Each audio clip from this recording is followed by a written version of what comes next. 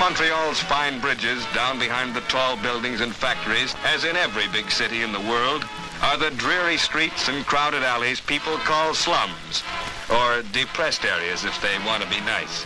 But whatever you call them, the trouble with slums is there's nothing a kid can do there, not and stay out of trouble. Play a little ball in the street and some flatfoot breaks it up. Just stand around horsing with the gang and old Gingras runs you off. He doesn't own the street. Where's the guy supposed to go?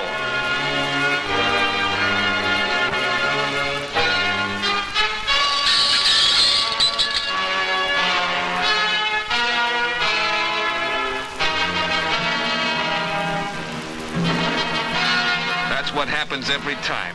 They push you around and you get mad and then you're in for it. They're all out to get you, every one of them. People, cops, everybody.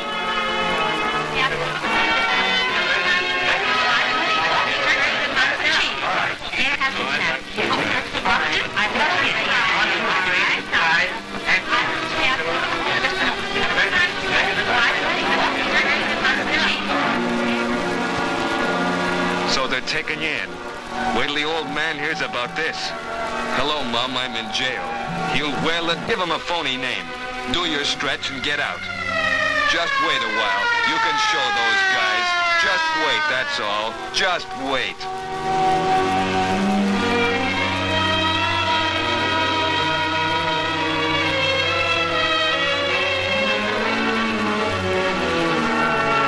But you get down to the station, there's a couple of guys there aren't so bad. Plain clothes cops.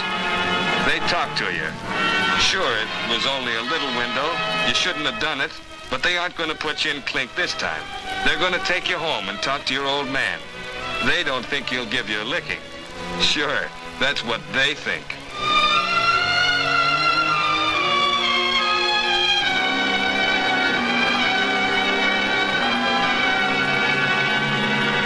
Of course, every nosy Parker on the street's out watching when you get home. But the way those guys talk, the old man isn't as mad as you'd think. They tell about the window, and they aren't going to send you to juvenile court this time. But they want him to keep you off the street. And they tell about this club they got where you can play on teams with real equipment free. All you got to do is sign the card.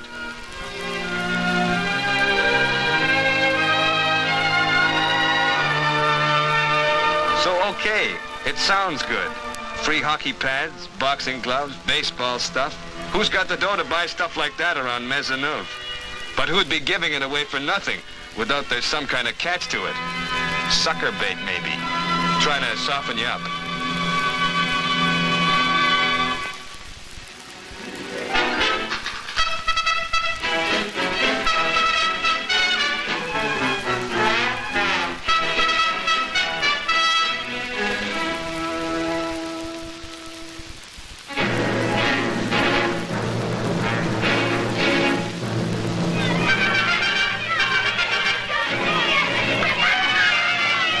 Boxing.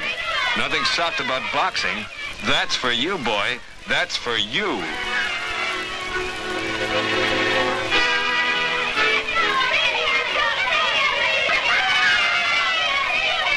That's for you and 53,000 other kids in Montreal, Archie. And it's no sucker bait either. Whether he's rich or poor, good or bad, black, white, or in between. No fees, no questions asked. All he has to do is sign the membership card promising to practice good sportsmanship and be a law-abiding citizen. That gives him full privileges. He can wear the club emblem, play on club teams, borrow and use club sports equipment. He can get in free to hockey games in winter and baseball games in summer just by showing his card.